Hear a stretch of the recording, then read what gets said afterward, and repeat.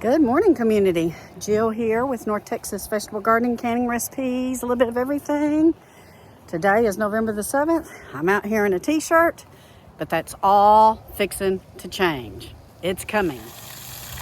So yes, I've got the sprinkler out this morning and I'm out here watering my trees and my shrubs because we very well may get down below freezing tomorrow night, which will be Saturday. And have wind chills in the 20s. And guys, we really don't want to go into the fall with a dry freeze on a lot of our trees and our shrubs. So you can see behind me and on my opening video that everything is still green here in Texas. Come Monday morning, it's probably going to start turning. We still have the leaves on most of our trees. If we do get down below freezing, then those are probably going to lose their leaves here in the coming week. This is my pear tree. It has started to lose its leaves, but it for sure will lose its leaves probably Monday or Tuesday, especially if we get those very high north winds that they're predicting. 2 weeks ago, we got close to 3 inches of rain, but it's been dry ever since and windy as well. So everything is dried back up here. That good rain that we got has gone by the wayside. We don't see any rain or moisture in our area for the next 7 to 10 days. But we do see at least one morning where we're going to get down below freezing and have some very chilly wind chills. And so it's very important if you're here in North Texas, since we've been so dry, to get out there and water your trees, water your shrubs, all your ornamentals before that sweeps in, because you want to make sure that they have plenty of moisture, because a wet freeze is way better than a dry freeze. And we are going into the cooler months, although after this cold front, they're saying we're going to be in the 70s by the end of the week.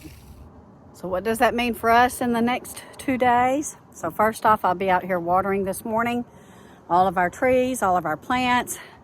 And I will also do it tomorrow before that front moves in, because it's supposed to be around 80 degrees today and 80 degrees tomorrow. And we have all these beautiful Alma peppers that need to be picked, which is our paprika peppers. Got to get these peppers picked because they're outside. Get all these peppers. These are my Anaheims. Ooh, way beautiful. Get all my peppers picked in here. Anaheims, jalapenos, habaneros, and bells. I'm going to cut the vines off of these sweet potato vines that I planted from my other plants and put some in some water in the house, and I'm going to cut them down at the ground level, because if these freeze, they will freeze the root system below and circumvent what my plan is. These are my German white potatoes. You can see where they got wind damage, where we had some very high winds last weekend. I'm going to either cut these down or harvest what I see. Now, there was some last week that was ready to harvest, so I'm going to have to get in there and see. And if they're not ready, I will cut them down at the ground level. And next on the list is we got to get new bedding in the chicken coop and get it sealed up. And what we do is we put plastic over the netting on the door and over the window, because we do keep that open for them during the hot months here in Texas. So we got to get that plastic in there, got to change their bedding out, and put some fresh pads in their laying boxes. We're not sure exactly how cold it's going to get yet. We just know that a strong cold front is going to come through, and we could dip down to freezing. And then with the high north winds, we could have some substantial cold wind chills. So we'll close up this little high tunnel tomorrow evening after we get it watered in really good. So it may be okay if we get to 32 maybe, or even 31. But if we go any lower than that for any amount of time, then we're probably going to lose most of the plants in there, with the exception of the rosemary and the sage. And I think that's probably it. We're probably going to lose our herbs and our pepper plants, but we'll see. We're going to keep an eye on the weather today and tomorrow and see what the forecast is. Now, I will tell you that many a times they'll say that my area is going to be 34, 35, but because we are outlying in the country, we will very well drop to 30 or even below. So we have to watch that and see exactly what's going to happen.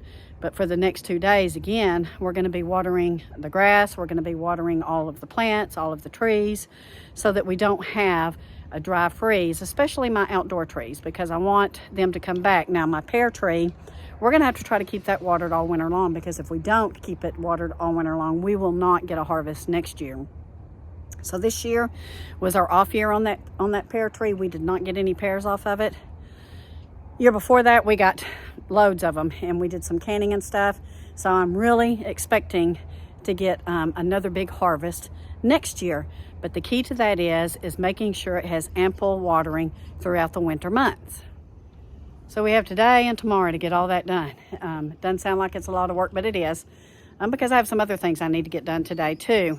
So we're going to be very busy in the next 2 days, and then Sunday will be our day of rest, because it's going to be quite cold and very high winds. Got to bring my ornamental in. Got to bring all of our pumpkins in that we've harvested and go ahead and get them processed. Make sure my cabbage is good and watered, and my radishes. Now your root crops and your brassicas should do just fine, but you can see they get that wind burn where we had very high winds last weekend. But yeah, it is looking beautiful. Your root crops, your carrots, your radishes, they should all do just fine as long as you keep them wet. So I'll wet these down tomorrow night right before that front is going to come in. So watering my grass is a two-front thing. Number one, we have a lot of St. Augustine. I don't want it to get a dry freeze. It's going to go dormant next week after this freeze, but also because we are under a fire danger. And so I try to keep the perimeter of the property watered and damp in case a fire breaks out. And you can see we're already getting kind of a strong south wind. So this wind really dries things out. And when that north wind comes in tomorrow, it's going to dry it out even more. So if you're in North Texas, guys, maybe even a little further south, it's time to get ready. Time to get your things watered. Time to get your things picked that have gone all summer long and all fall long. Because chances are anything outside is going to get knocked out tomorrow. And that's the bad thing about this time of year. We have things that are still producing pretty strongly, like our herbs and our peppers. And all it takes is the one freeze, and then it wipes it completely out. So wanted to give you guys an update and tell you good morning. And we will update you when that front comes in and let you know what's going on around the farm once that cold front comes in, and we will see what it delivers. Love you all. See you soon.